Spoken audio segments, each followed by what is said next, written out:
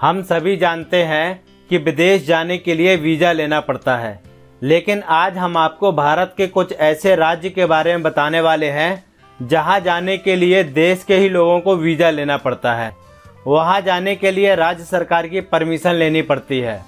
भारत के north east में बसे 3 खूबसूरत राज्य अरुणाचल प्रदेश, मिजोरम और नागालैंड में ये नियम लागू हैं। इन राज्यों में घूमने के लिए किसी भी भारतीय नागरिक को इनर लाइन परमिट लिए बगैर सीमा में नहीं जा सकता। केवल यहाँ के स्थानीय लोग ही राज्य में कहीं भी घूम सकते हैं। इनर लाइन परमिट एक प्रकार का आंतरिक वीज़ा है। यह ठीक उसी तरह काम करता है जैसे कि हम विदेश जाने के लिए वीज़ा लेते हैं। इनर लाइन परमिट नौकरी और पर्यटन दोनों के लिए लेना होता है। इस नियम को ब्रिटिश सरकार ने बनाया था, जो कि अब तक लागू है, लेकिन समय समय पर इसमें काफ़ी सुधार भी हुआ है।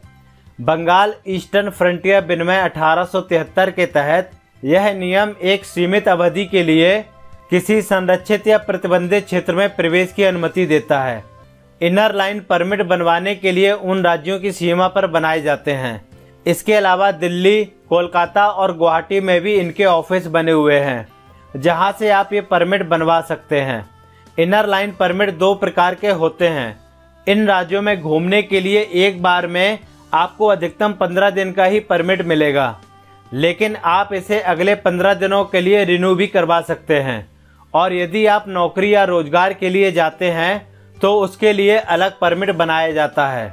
अगर विदेशी नागरिक इन राज्यों में घूमना चाहते हैं तो उनके लिए इनर लाइन परमिट की ज़रूरत नहीं होती है, बल्कि उनके लिए प्रोटेक्टेड एरिया परमिट का नियम है। ऐसा कहा जाता है कि ब्रिटिश सरकार ने ये नियम सीमावर्ती राज्यों की जनजाति और उनकी संस्कृति को बचाने के लिए बनाया था, ताकि बाहर के लोग यहाँ की संस्कृति को प्रभावित ना कर सकें।